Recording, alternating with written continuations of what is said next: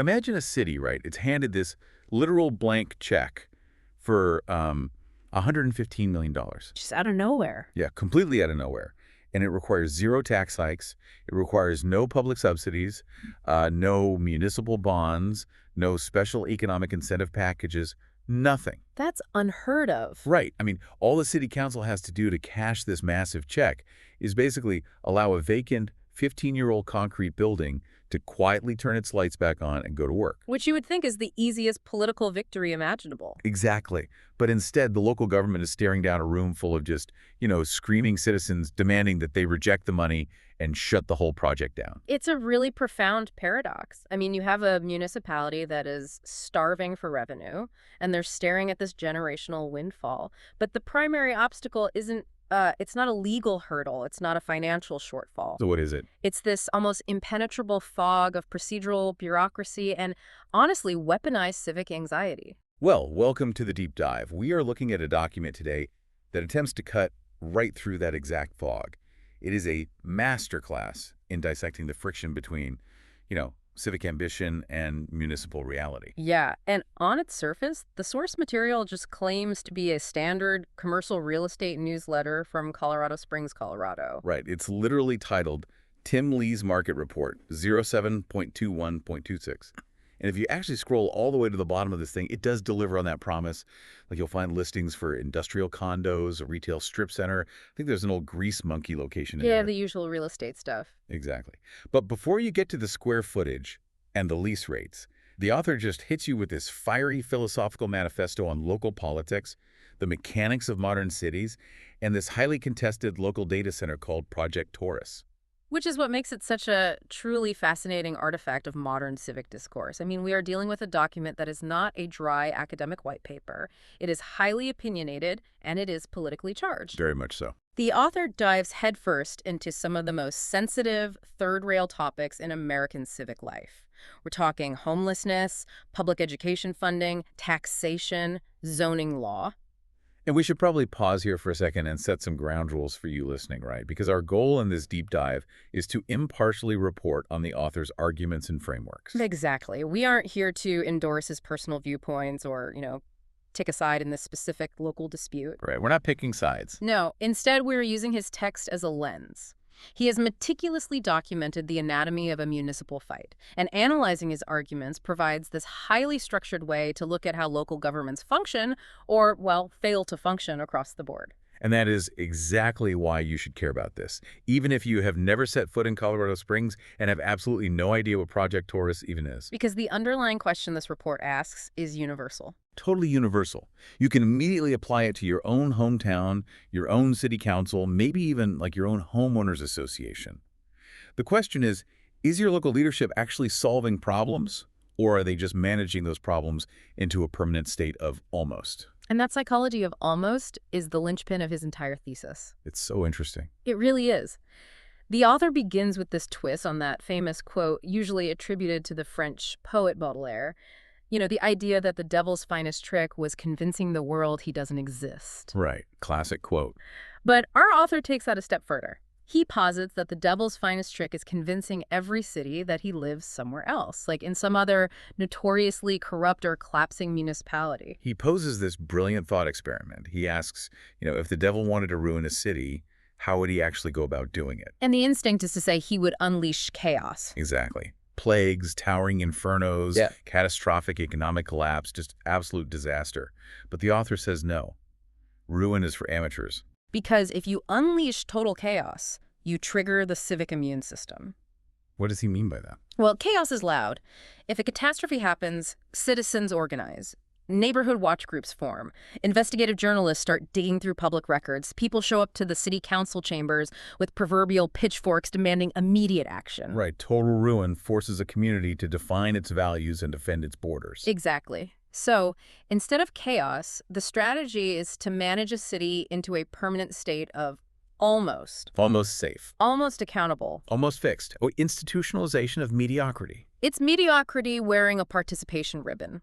It's a system that is fundamentally designed to never actually close a file. So, to explain how this works in practice, the author details this municipal playbook for achieving this state, like the devil's 4 moves.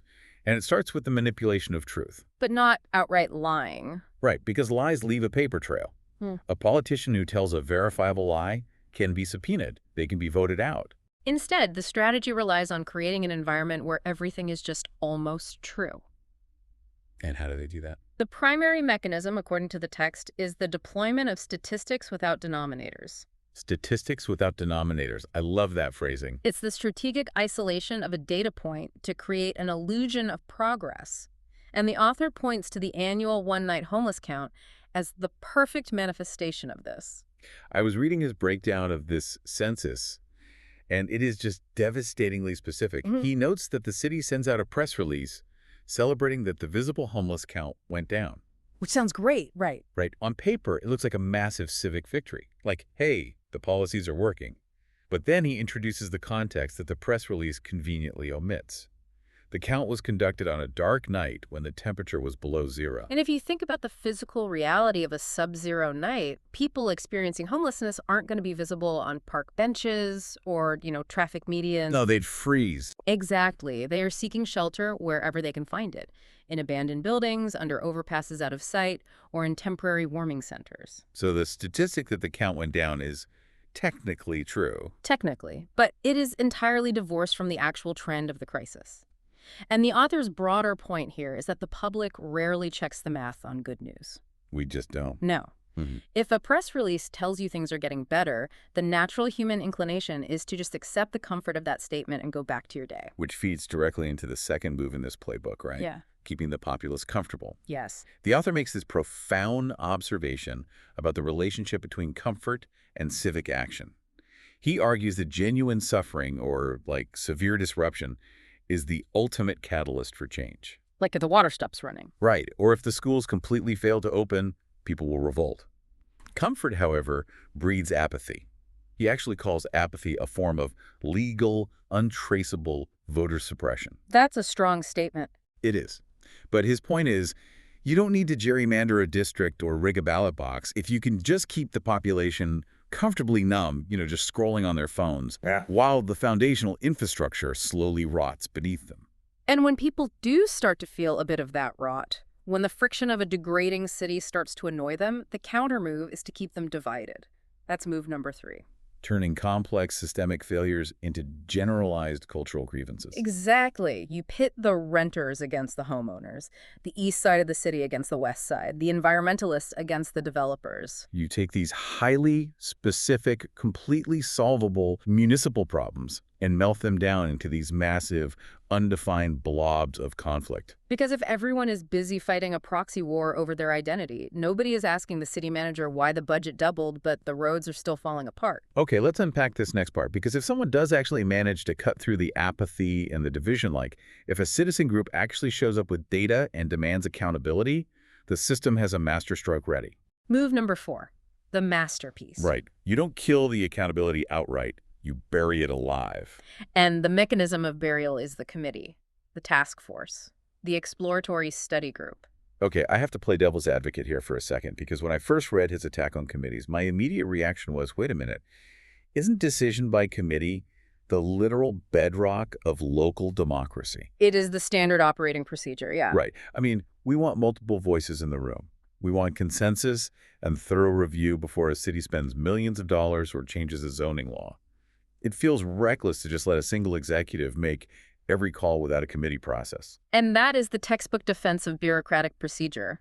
But the author is dismantling the way that procedure is weaponized in modern governance. He isn't arguing against democratic representation. He is arguing against the diffusion of responsibility. Okay. He literally calls the committee process a liability shield with coffee service for cowards.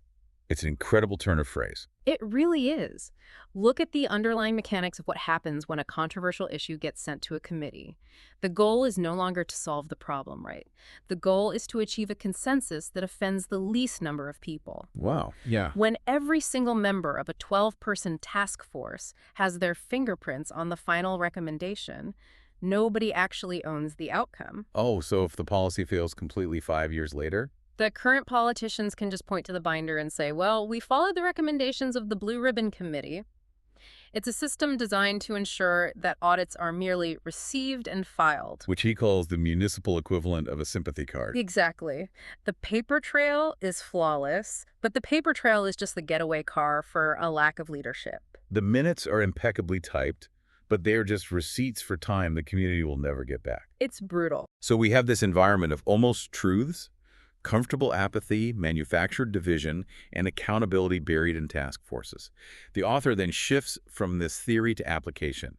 He analyzes how this playbook is executed every single election cycle through what he calls the devil's favorite speech. He observes that for 40 years, regardless of the political climate, the macroeconomic conditions, or, the specific candidate running for mayor, the stump speech is identical. Every single time. Every time. It consists of 4 distinct planks delivered in the exact same order: public safety, infrastructure, economic vitality, and the kids. The psychology behind this order is just fascinating to me. You start with plank 1, public safety. Why? Because fear is the most primal human emotion. It pulls better than anything else. Right. If a candidate can activate your anxiety about the safety of your family or your property, they immediately bypass your critical thinking and secure your attention. Then plank 2 is infrastructure. This is the universal unifier. Because everyone hates potholes. Exactly. You might disagree with your neighbor on literally every single political issue, but you both hit the exact same crater-sized pothole on your commute to work. It's relatable, daily friction. And plank 3 is economic vitality, which is built entirely around the word jobs. Because, as the author notes, the promise of more jobs has never lost an election in the history of the Republic. Never. And then you close with plank 4, the kids, the ultimate political shield. You promise to invest in the future, mostly because, as he cynically but accurately points out, toddlers photograph much better on campaign mailers than senior citizens. Even though the seniors are the ones who reliably turn out to vote. Right. So the brilliance of this 4-plank speech is that it polls at an absolute 100% while structurally committing to 0%. It is a speech constructed entirely of universally agreeable concepts. I mean, nobody has ever run a counter-campaign promising chaos, massive potholes, systemic unemployment, and terrible schools. No one would vote for that. But the author notes the grim reality. Despite 40 years of candidates winning on this exact platform, the city has managed to deliver the exact opposite of those promises. So let's dig into how the author proves that failure, starting with plank 1, public safety. He immediately links the concept of public safety to the most visible crisis in modern American cities, which is homelessness. And this is where the author's framework demands that we stop dealing in those vague blobs of conflict we talked about earlier. Right, he argues that we as a society have taken 3 completely different, deeply complex human tragedies and melted them down into one singular academic phrase: people currently experiencing homelessness. The danger of that terminology, according to his framework, isn't that it lacks compassion. The danger is that undefined problems are inherently unsolvable. Because if the issue is just a massive, monolithic tragedy of the homeless, the only thing a city council can do is form a committee to manage the tragedy. Exactly. To actually solve it, you have to break the blob apart. So he provides a highly specific taxonomy, dividing the crisis into 3 distinct categories: the won'ts, the don'ts, and the can'ts. Let's really unpack the mechanics of each group, because this is the core of his proposed solution. The first group is the won'ts.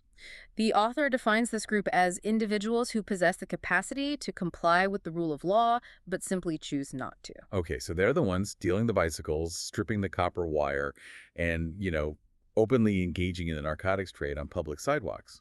Right, and he views this group as the primary driver of the public's exhaustion and anger. They act as a sort of anti-marketing department for the entire unhoused population. That makes sense, because when a citizen sees a stripped, stolen bicycle frame on the greenway, their frustration isn't directed solely at the individual thief. It gets projected onto the entire concept of homelessness. The won'ts effectively poison the well of public compassion. Which makes it politically difficult to secure funding for the people who actually want and need help. Precisely. Which brings us to the second group, the don'ts. Right. These are the individuals who have simply run out of resources. A medical emergency wiped out their savings, or they lost a job and missed 2 rent payments. They don't have severe addiction issues or profound mental illness. They just lack a financial safety net. And the author is adamant that this group is easily and quickly recoverable if the system functions correctly. But the system does not function correctly. Not at all. He points out that the don'ts get trapped in a bureaucratic nightmare. They are funneled into what he calls coordinated entry systems that coordinate everything except entry. Which is such a brutal way to put it. But it's true. They have to fill out endless intake forms, sit in waiting rooms, and navigate this labyrinth of nonprofit and municipal agencies. And often they're competing for the same limited resources as individuals with vastly more complex needs. So the friction of the bureaucracy ends up punishing the people most capable of escaping it. It traps them. And finally, we have the most complex group, the can'ts. These are individuals who are fundamentally incapable of caring for themselves. They are suffering from severe psychosis, profound brain-altering addiction, or debilitating physical limitations. And the author reserves his absolute harshest critique for how modern civic rhetoric handles this specific group. Yeah, he describes the horrific reality of a person in active psychosis, literally freezing on a traffic median in the middle of winter. And the current rhetoric of many social service frameworks would label leaving that person on the street as respecting their personal autonomy. The author views this as an intellectual obscenity. He does. He argues that using academic, compassionate-sounding language to justify abandoning a deeply unwell person to freeze on concrete is the ultimate moral failure of a city. It is a system prioritizing the theoretical concept of autonomy over the biological reality of survival. Okay, so if the current system is failing all three of these groups, if the blob is just growing, what is the author's alternative? And he doesn't just theorize here, which I appreciate. He points to a specific working model. He highlights Rockford, Illinois, a working-class city of about 150,000 people that managed to become the first community in the country to achieve functional zero for chronic homelessness. Functional zero is a crucial term to define here. It doesn't mean that no one in Rockford will ever lose their housing again. Right, that's impossible. It means that the city has built a system with the capacity to immediately identify and resolve a housing crisis as soon as it occurs, ensuring that homelessness is a brief, rare, and non-recurring event. And the mechanism Rockford used to achieve this wasn't a magic wand or, a massive new tax levy.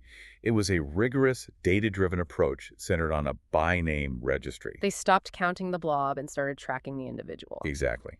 A by-name registry means the city knows exactly who is on the street. Yeah. They know their name, their medical history, what category they fall into, and what specific intervention they need. As the author says, the blur died in Rockford. You can't write a prescription for a statistic, but you can build a recovery plan for a specific name. So taking that Rockford framework and applying it to his taxonomy, the author's solution becomes aggressively specific. For the won'ts, the mandate is the immediate and strict enforcement of the rule of law. No new ordinances are required, just the enforcement of existing property and behavioral laws. For the don'ts, it requires tearing down the intake bureaucracy and providing immediate, frictionless access to temporary resources. And for the can'ts, it necessitates a return to institutional rescue, taking them off the street and placing them into mandatory care environments. completely discarding the paralyzing debate over autonomy when a life is in immediate physical danger. Furthermore, he argues a city must stop heavily advertising desirous amenities that act as a magnet for criminal vagrancy. He suggests the city should be the best place to recover, but the most uncomfortable place to remain a won't. That is a remarkably structured approach to Plank 1. Let's move down the stump speech to Plank 2, infrastructure. This is where the author tackles the potholes. And his phrasing here is just dripping with municipal cynicism. It really is. He says that in Colorado Springs, a pothole isn't a maintenance failure, it's a recurring character in the daily life of the city. He jokes that some of these road craters have been around for so long, they probably qualify for the historic registry. It's a funny image, but the financial mechanics underneath it are an absolute disaster. He points out that the city is responsible for roughly 6,400 lane miles of asphalt. That's a lot of road. It is. And based on the current allocation of manpower and budget, the math simply does not support the idea that these roads will ever be fully repaired. Right. The city operates in a state of perpetual triage. He notes that the term backlog, which politicians use constantly, is really just a soothing municipal comfort word. It's designed to mask the reality that the maintenance will never actually happen. Exactly. He describes their funding model as entirely reactive and ceremonial. They wait for a street to essentially disintegrate, and then they mark it with an orange cone. The orange? Yeah, he calls the orange cone the city flower because it's the only thing that blooms year-round on the asphalt. That's hilarious, but so sad. And here's where he introduces a fascinating piece of local context. He claims there is an existing civic process, a specific neighborhood improvement district mechanism where residents could essentially guarantee themselves a brand new, perfectly maintained road in perpetuity And for how much? for the cost of about $1 a day. Wow. But rather than utilizing this structural solution, the city prefers to just manage the decay, constantly moving the cones around and sending out task forces to study the asphalt. Which brings us to the final two planks of the failed stump speech: economic vitality and the kids. On the economic front, he immediately flags the vocabulary being used. Right, because you don't host conferences to discuss the vitality of a completely healthy, thriving system. The constant political emphasis on economic vitality is a linguistic tell that the local economy is actually sick. And he provides the raw data for this.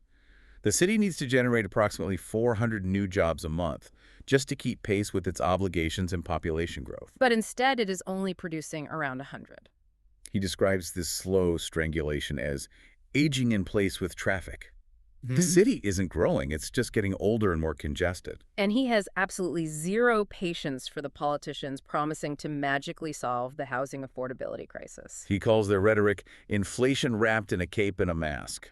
Because if housing prices were to actually drop back to the historical median overnight, it would mean massive negative equity for current homeowners. It would trigger a local banking crisis. Yes. So he demands that politicians stop pretending they possess a magical lever to defy macroeconomic inflation without bankrupting their own constituents. Finally, we arrive at plank 4, the kids. The ultimate emotional trump card in local politics. The author focuses his critique on a specific, massive ask from the local school district, District 11. They're pushing for a $775 million tax levy. Now, in a vacuum, asking citizens to fund public education seems unassailable. You don't want to be the guy voting against the kids. Exactly. But the author examines the mechanics of this specific proposal and finds it completely devoid of accountability. Let's dig into how municipal bonds actually work here, because his analogy is perfect. He argues that this $775 million isn't tied to any performance metrics. Right. There is no contractual guarantee that reading proficiency will increase. There is no mandate that math scores must rise, or that the curriculum will be aggressively updated to train students for the complex technology of the future economy. Instead, the vast majority of this money is slated for deferred maintenance. Fixing tired, aging buildings. And this is where the financial structure becomes incredibly problematic. When a school district floats a bond of this size, they are borrowing money over a massive timeline, typically 30 years, to pay for things right now. And what's the author's analogy for that? He equates this to buying a heavily used car that realistically only has a 10-year lifespan left, but financing it with a 30-year auto loan. You are asking the taxpayers of tomorrow to pay the principal and compound interest on an HVAC system or roof repair that will be completely obsolete and broken down again long before the debt is retired. So the benefit is fleeting, but the tax hangover is multi-generational. Exactly. This analysis of the school bond, the reactive road maintenance, and the unmeasured homeless spending all builds to the author's overarching philosophical theory. And here's where it gets really interesting, because he introduces a concept that completely changed how I look at local government. He calls it institutional fraud. The author draws a very sharp, very uncomfortable distinction here. He says, if an individual walks up to you, takes your money, and provides absolutely nothing of value in return, society possesses a clear definition for that action. We call it theft. We arrest that individual and we send them to the state penitentiary in Cannon City. But, and this is the kicker, if a municipal institution takes your money and delivers zero tangible outcomes, we don't call it theft. We call it a budget allocation. And we usually reward them by building a new wing on their administrative headquarters. It is perfectly legal, procedural theft. But the mechanics of this are crucial to understand. The author is explicitly not accusing the city government or the school board of criminal corruption. Wait, really, why is that distinction so important for his argument? Because traditional malicious corruption is actually a solvable problem. If a city councilman is taking bribes in a parking garage or a contractor is cooking the books, law enforcement can eventually catch them. Right. You put the bad actors in handcuffs, you hold a press conference, the system purges the infection, and you move forward. But institutional fraud.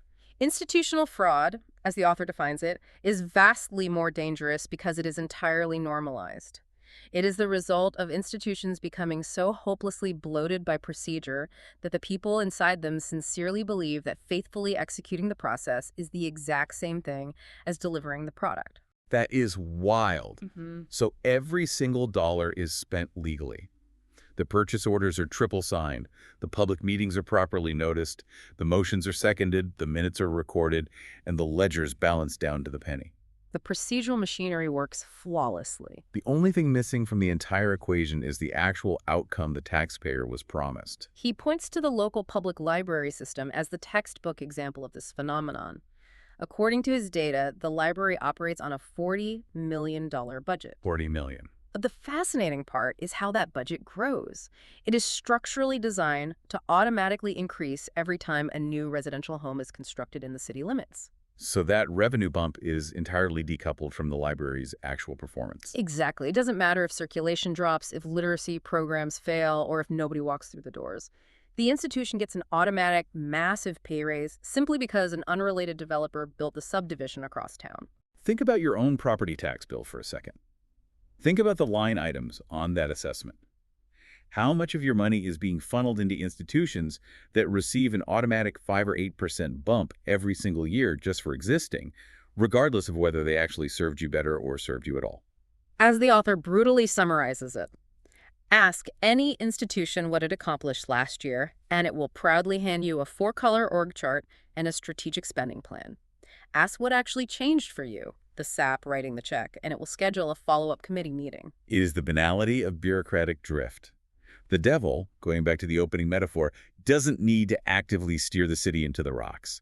He just needs to ensure that nobody is actually at the wheel. If an institution is drifting aimlessly, meticulously following the rules of navigation while entirely ignoring the destination, it will inevitably arrive at permanent mediocrity. Okay, we have covered the philosophical framework. We've explored the devil's playbook, the anatomy of the failed stump speech, and the devastating reality of institutional fraud. But we have to address the catalyst. Right, why did he write this? Exactly. Why did a commercial real estate broker sit down at his desk and write this blistering Shakespearean civic manifesto right now? What pushed him over the edge? The Catalyst is a massive piece of commercial real estate. Specifically, it centers on a 451,000 square foot industrial property located on Garden of the Gods Road and a proposed tech development known as Project Taurus. It is a wild pivot in the document. I mean, we go from quoting Baudelaire and debating the morality of the homeless census to looking at the electrical schematics of a former Intel microchip manufacturing plant. It's quite the transition. Let's set the stage here. Mm-hmm. You have this gargantuan industrial building that has been sitting largely vacant, generating minimal economic activity for roughly 15 years. Now, a company called Radon wants to purchase it, retrofit it, and operate it as a data center. And the community's reaction hasn't been to welcome the investment. The reaction has been explosive, organized panic. The author attends these community town halls, and he notes that they produce, in his words, 5 objections and 0 fact sheets. He observes that the devil loves nothing more than an angry room completely devoid of data. He suggests the devil likely caters those rooms personally. The citizens are terrified of the hypothetical impacts, but nobody's actually looking at the engineering documents filed with the city. So the author takes it upon himself to drag the engineering data into the light. He writes a postscript to his market report, framing it as a direct, open letter to the city council. And I love the personal touch here. Yes.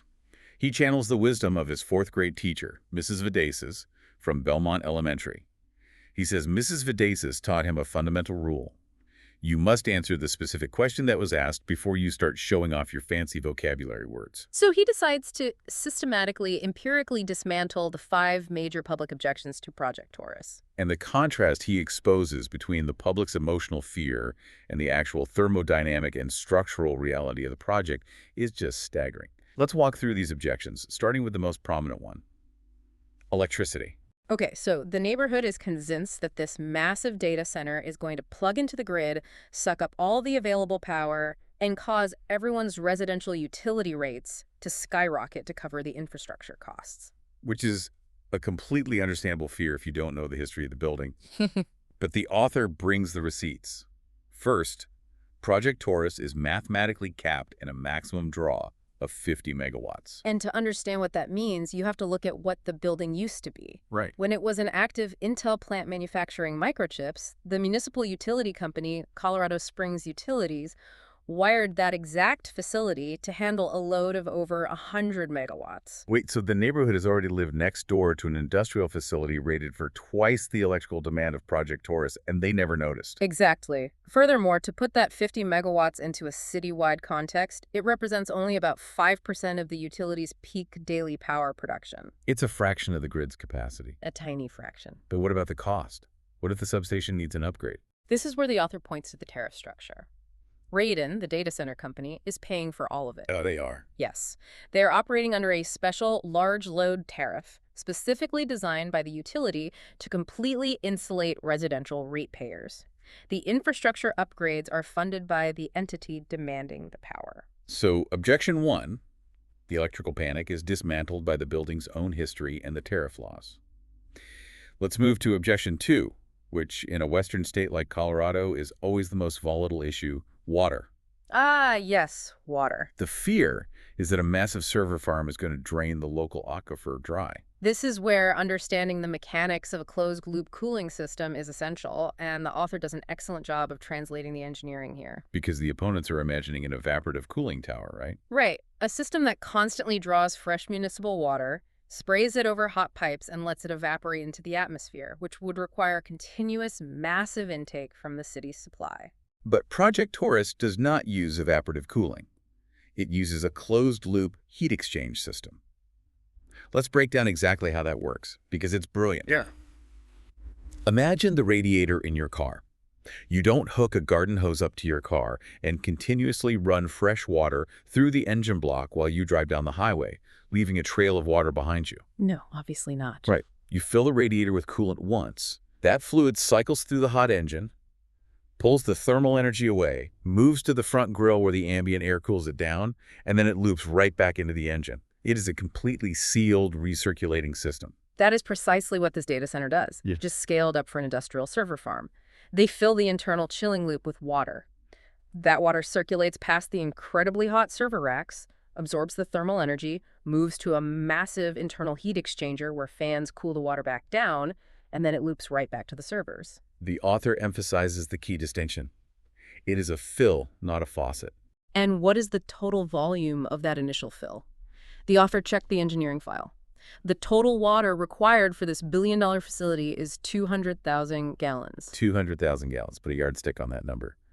According to standard EPA and local utility data, an average suburban family of 4 uses roughly 100,000 to 120,000 gallons of water in a single year to shower, wash clothes, and water their lawn. So this massive data center requires the equivalent of 2 single-family homes worth of water. And here is the absolute kicker that the opponents ignore.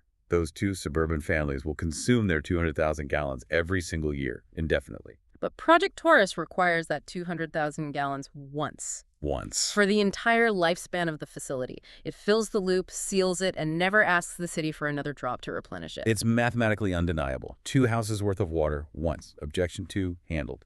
Now, because water is so heavily scrutinized, solving the consumption issue immediately triggers objection 3, wastewater. Right. The neighbors think, okay, if this water is constantly recirculating through industrial servers, it must be getting toxic. What happens when they eventually have to flush the pipes? Are they going to dump hundreds of thousands of gallons of heated chemical sludge into our municipal sewer system and overwhelm the treatment plant? And the answer in the public file is 0. 0. Not a single gallon of the cooling loop effluent will ever enter the city's wastewater system. Not even during the initial flush. Even during the initial commissioning phase, when they have to flush the new pipes to clear out construction debris and test the seals, every drop of that water is captured on site. Oh, wow. It is pumped into specialized tanker trucks and hauled away to a licensed, heavily regulated industrial disposal facility. It never even touches a municipal drain grate. So the wastewater from your residential wash machine poses a bigger burden to the city sewers than this data center will. All right. Objection 4. Noise. And this is a fascinating one because the community's fear here is actually rooted in real historical trauma. They remember a time, quite quite recently when there was a horrendous, high-pitched mechanical whine coming from this exact property when part of it was leased out for a cryptocurrency mining operation. Right, and their memory of the noise is 100% accurate. The community suffered through it, but the author points out that they are misattributing the source of that noise. That deafening whine wasn't coming from inside the massive concrete Intel building. It was coming from a hastily constructed cheap tin shack that the crypto miners had tacked onto the exterior of the property. They were using massive, unshielded industrial exhaust fans to blow ambient air over their Bitcoin rigs. And what is Raiden doing with that tin shack? They are demolishing it. The literal physical source of the community's trauma is being torn down by the new developers. Raiden's new cooling system is entirely enclosed within the heavy concrete walls of the main building. They commissioned a stamped acoustic engineering study, which proved that the new facility will generate a maximum noise level of 49 decibels at the property line. We need a yardstick for 49 decibels. A normal conversation between two people is about 60 decibels. The ambient noise of an average suburban neighborhood at night, just the wind in the trees and the distant hum of traffic, is often around 50 decibels. So this billion-dollar data center will literally be quieter than the crickets in the neighbors' backyards. Which leaves us with a final complaint, Objection 5, environmental impact. The opposition groups are framing this project as an ecological disaster, arguing it will destroy the local environment. But the author forces everyone to look at the definition of what a brownfield redevelopment actually is. Right, they aren't going out to the pristine foothills of Pikes Peak, scraping raw earth, displacing wildlife, and pouring acres of fresh concrete over a meadow. This is an existing monolithic concrete building. It already has an existing massive asphalt parking lot. The high-voltage power lines are already hanging on the poles. As the author beautifully puts it, if you actually love this landscape, an empty industrial building, quietly going back to work, is the greenest possible outcome on the menu. It is the ultimate form of industrial recycling. You are reusing the embedded carbon of a 451,000 square foot structure instead of building a new one somewhere else. The author perfectly captures the disproportionate, almost hallucinatory nature of the public panic with an analogy. Let's hear it. He says that being terrified of Project Taurus because you read a scary article in the New York Times about a massive data center draining the water supply in a completely different state is exactly like refusing to buy a Ford F-150 pickup truck because you read a book that said freight trains are incredibly loud. It's a perfect analogy. The devil doesn't need you to be wrong about the facts. He just needs you to be aggressively right about different facts from a different city applying to a different project. And that brings us to the ultimate weapon the opposition is wielding, vocabulary. Words matter immensely in a zoning fight. They really do. Yeah. And the opponents have latched onto one specific terrifying word to describe Project Taurus. Hyperscale. Yes. Or, as the opponents wrote it in their official legal appeal to the city, hyperscale, with a hyphen, which the author, leaning fully into his inner Mrs. Videsis, gleefully points out is a spelling error. It is a single word, no hyphen. But setting the grammar aside, the deployment of the word hyperscale is a deliberate psychological tactic. It is designed to conjure images of a thunderous, landscape-eating monster of a facility. It implies an operation that will consume gigawatts of power, drain rivers dry, and blanket the city in noise. So the author decides to do another scale comparison. He wants the city council to meet the actual herd. Project Taurus, as we established, maxes out at 50 megawatts. They named the project after a bull, but the author accurately calls it a yearling calf. What does an actual industry-standard hyperscale data center look like? He provides the comparative data. Look at the Stratos project currently being developed in Utah. That facility is planned for a staggering 7,500 megawatts. Less than 500 megawatts. And it is designed to sit on 40,000 acres of land. Look at the Citadel project in Nevada, which operates at 650 megawatts. You are literally comparing a 7,500 megawatt Leviathan to a 50 megawatt retrofit. Exactly. And even if we look closer to home, looking for a Colorado-specific yardstick for hyperscale, you look at the QTS campus up in Aurora, that facility operates at 177 megawatts.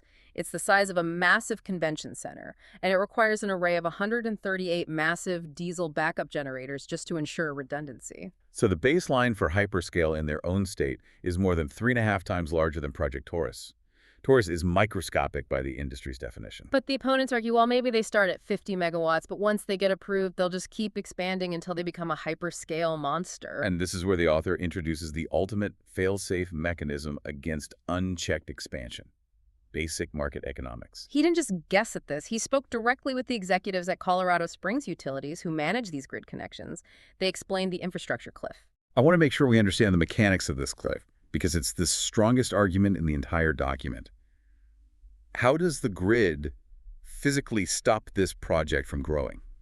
Think about the electrical grid like a national highway system. Up to a certain point, say 50 to 75 megawatts, a commercial facility can essentially just build a heavy-duty off-ramp from the existing transmission lines. Okay, so that off-ramp is expensive, but it's financially viable within the project's budget. Right. However, once a facility demands a load pushing past that roughly 75 megawatt threshold, the existing highway simply isn't big enough to handle the traffic. You can no longer just build an off-ramp. You have to build an entirely new high-voltage transmission corridor. You have to design and construct custom massive substations. And the capital expenditure for that level of grid infrastructure is astronomical. Precisely. The cost curve goes vertical. So unless you were building a true 600 megawatt hyperscale facility where you can amortize that massive infrastructure cost across hundreds of thousands of servers over 20 years, a mid-size 100 megawatt project is financially doomed. The infrastructure upgrades would consume every penny of the operating profit. As the author states, the stoudiest fence ever built is money. Market dynamics cap the physical size of Project Taurus harder and more permanently than any municipal zoning ordinance ever could. You don't need the city council to chain the calf to the fence post when the feed bill does it automatically. It is a brilliantly pragmatic point. But even with the scale proven small and the utilities protected, there is one more lingering fear in the community. It's the Music Man fear.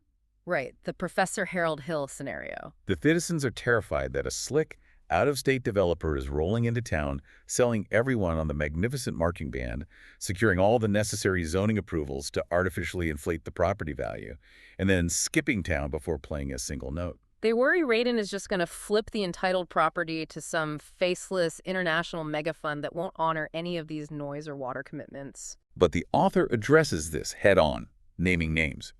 He points out that Jason Green, the co-founder of Radin, has placed himself firmly on the public record, committing his company to remain as the long-term owner-operator of the facility. He has stated his intent to be a leading corporate citizen in the community. And as the author ominously notes, write that commitment down, because this market report keeps receipts. And all of this, the data, the dismantled objections, the economic caps, leads to the single card that nobody in the opposition camp wants to turn over. The absolute game changer for the city. The windfall. The windfall. When the construction and retrofitting of this massive building is complete, the city of Colorado Springs is legally entitled to collect a one-time use tax on the materials and equipment. What is the Blanding grade estimate for that single check? $115 million. $115 million for allowing a company to utilize an empty building. For saying yes to a quieter, drier, greener, and vastly more economically productive use of a structure they already have sitting in their city. And here is the truly astonishing part from a macroeconomic development perspective. Radin asked the city for 0 tax incentives. 0. No tax increment financing, no property tax abatements, nothing. Which is practically unheard of in this industry. Usually municipalities are engaged in a brutal race to the bottom, fighting each other across state lines by offering massive, decades-long tax breaks and public subsidies just to lure these data centers into their jurisdictions. As the author wisely points out, somewhere right now, an economic development director in another state is reading that sentence and quietly weeping into his incentive package. Colorado Springs isn't paying to get this facility. They're getting paid $115 million just to allow a company to follow the city's existing rulebook. So a $115 million check is sitting on the table. And this is where the author completely transitions from a cynical critic of municipal failure into a genuine civic visionary. He outlines a specific plan for that money, because his greatest fear is that the city council will succumb to the devil's playbook and engage in short-term thinking. If they follow standard operating procedure, they will take that massive check, drop it into the general fund for a single budget cycle, have a fantastic ribbon-cutting ceremony, fill a few high-profile potholes, and poof, the money evaporates. Just like the $775 million school tax he critiqued earlier, it becomes a brief financial sugar rush followed by a multi-generational hangover. So what is his structural alternative? How does a city secure a legacy? He proposes taking that entire $115 million and creating the Taurus Endowment. To explain how this works, he points to a profoundly successful local example, the El Pomar Foundation. El Pomar is a historic, massively influential philanthropic organization based in Colorado Springs. They give away millions of dollars to local charities and civic projects every single year. How do they do that? Because nearly a century ago, a man named Spencer Penrose had the immense discipline to park his fortune into an endowment where the principal could continually compound, rather than spending it all on one massive project in 1930. Let's run the math on a municipal endowment. If the city takes the $115 million use tax and locks it into an intelligently managed conservative investment trust, what does it yield? At a very standard conservative payout rate of around 5%, that $115 million principal would throw off roughly $6 million in pure cash interest every single year, forever. $6 million a year in perpetuity without ever touching the original $115 million principal. Exactly. And the author suggests dedicating that specific perpetual annual payout directly to the core functions of municipal government. He uses the local shorthand, COPS, TOPS, and POTS, police officers, parks and open spaces, and pavement. It creates a permanent, unassailable funding stream for the foundational infrastructure of the city, generated entirely by found money. It requires absolutely no new property taxes, no new sales taxes, and no new debt burden placed on the citizens. He calls it the easiest, most profound legacy any city council ever got handed on a silver platter. But reading between the lines, he's clearly terrified that they lack the political courage and the financial savvy to actually execute it. They might prefer the quick, politically expedient win of spending it immediately to satisfy the loudest voices in the room. Because building a long-term endowment requires discipline. It requires a cohesive vision for what the city will need in 50 years. Spending it all right now to plug a temporary budget hole is the textbook definition of managing the present moment, staying comfortable in the almost. Wow. Okay, so this entire sprawling manifesto, from the philosophy of city decay to the thermodynamics of server cooling, culminates in an urgent call to action regarding an upcoming city council vote. The opponents of Project Taurus, despite all the data we just walked through, have filed an official administrative appeal to try and block the development. Yes, and the author uses his closing paragraphs to be painstakingly, legally precise about what this specific vote actually represents. Because he knows that in an angry town hall meeting, the narrative always gets twisted into an emotional blob. The opponents are going to stand up at the podium and frame this vote as a grand moral referendum. They will say a yes vote means you are supporting the uncontrolled rise of artificial intelligence, or that you are selling out to big California tech companies, or that you hate the local environment. But legally, under the city's own charter, it is none of those things. Not even close. The author explains the procedural reality. The city's own professional planning department, the engineers and zoning experts, have already reviewed the Project Taurus application. And they approved it, administratively, because the proposal perfectly, down to the millimeter, complies with the city's existing Unified Development Code. The developers aren't asking for a special variance or a zoning change. They are just following the laws currently on the books. Therefore, the appeal before the city council asks only one incredibly narrow administrative question. Did the city planning staff follow their own established rulebook? That is the entire scope of the vote. Did we follow the rules we wrote? Exactly. So the author outlines precisely what a yes vote actually means for a council member. A yes vote means you believe in the rule of law. It means enforcing the zoning code you already legislated. It means holding the company strictly accountable to every single engineering commitment they stamped in their public file, the 49 decibel noise limit, the 50 megawatt power cap, the closed-loop water system. And, crucially, it means cashing a $115 million check that nobody had to bribe anyone to write. And what does a no vote mean? What are you actually accomplishing if you vote to kill the project? A no vote, the author argues, is a complete illusion. It accomplishes nothing but political grandstanding. He breaks it down brutally. A no vote isn't protecting the neighbors from noise, because if the project dies, the developer doesn't tear down the loud tin shack. A no vote isn't saving the aquifer because the project uses less water than 2 houses down the street anyway. And a no vote certainly isn't stopping a hyperscale data center from ruining the grid, because the fundamental laws of market economics already stop the facility from growing past 75 megawatts. A no vote is simply the city council setting $115 million on fire to appease a crowd that refuses to read an engineering report. He literally gives the city council a script to read when the screaming inevitably starts in the chambers. He tells the politicians to look their angry constituents dead in the eye and say, I didn't vote for a data center today. I voted for our own unified development code. I voted for a legally enforceable public file that protects this neighborhood. And I voted to collect $115 million to pave our streets without raising your taxes. It is a masterclass in stripping away emotional weaponized rhetoric and returning a debate to procedural reality, which is a fascinatingly ironic conclusion given his blistering critiques of procedure in committees in the first half of the document. But he draws a clear line. When procedure is used to bury accountability and hide from hard decisions, it is institutional fraud. But when procedure like a unified development code is used as a shield against irrational panic and mob rule, it is the bedrock of a functioning civilization. It is an incredible journey he takes us on. Think about where we started this deep dive. We were talking about Baudelaire and the devil managing cities into a permanent state of comfortable mediocrity. We walked through the intentional failure to define the homelessness crisis, the utter absurdity of treating potholes as historic landmarks, and the devastating reality of institutional fraud, where municipal budgets double while public outcomes completely flatline. And we ended up deep in the technical specifications of a 50-megawatt chilling loop, the acoustic properties of concrete, and the mathematical beauty of a $115 million municipal endowment. But it just goes to show how deeply interconnected all of these elements are. The way a city council handles a highly technical zoning appeal for a vacant building on a Tuesday night is inextricably linked to how that same city handles its crumbling road infrastructure, its underfunded parks, and the vulnerable people freezing on its medians. It is all part of the exact same civic ecosystem.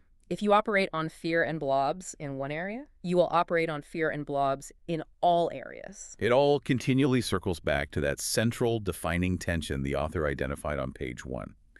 How is a city making its decisions? Are the leaders making choices based on hard data, precise definitions, enforced boundaries, and long-term multi-generational vision? Or are they making decisions based on preserving comfort, exploiting division, appeasing the loudest voices in the room, and deferring all accountability to the next task force? So as we wrap up this exhaustive look at Tim Leigh's market report, what is the ultimate takeaway? What is the core lesson here? I think the most provocative thought the author leaves us with, and this is the concept I hope everyone listening takes back to their own communities, is the urgent need to redefine what municipal danger actually looks like. We are culturally conditioned by movies and scandals to look for the villain, right? We assume civic danger looks like a corrupt politician walking out of a back room with a duffel bag full of illicit cash, or a malicious insider trading scheme bankrupting the treasury. But the author suggests that in the modern era, true civic danger doesn't look like a villain at all. It looks like a Tuesday morning committee meeting. Yes, true. Systemic civic danger is a room full of decent, well-meaning, perfectly polite people flawlessly executing every rule of parliamentary procedure. They balance the books, they sign the purchase orders, they approve the minutes, and they guide the entire city absolutely nowhere. It is a massive, incredibly expensive ship adrift in the ocean, whose crew is entirely convinced that because the engines are running and the brass is polished, they must be on course. Think about your own local government this week. Look at the agenda for your own school board, your own county commission, your own city council. Look past the press releases and ask the hard diagnostic questions. When was the last time you saw a complex problem in your city actually defined with raw data, aggressively solved, and the file permanently closed? And when was the last time a problem was simply melted into a blob, managed to appease an angry room, shuffled to a brand new exploratory committee, and filed away with a participation ribbon in a permanent, expensive state of almost? That is the ultimate diagnostic question. If you can answer that, you know exactly what kind of city you live in. You really do. The X-ray of local politics might be murky, but if you look closely enough at the relationship between the budget they approve and the outcomes you actually experience, the fractures in the system are right there in plain sight. Thank you so much for joining us on this deep dive. Keep asking the hard questions, keep demanding denominators, and keep challenging the almost in your own communities. We will see you next time.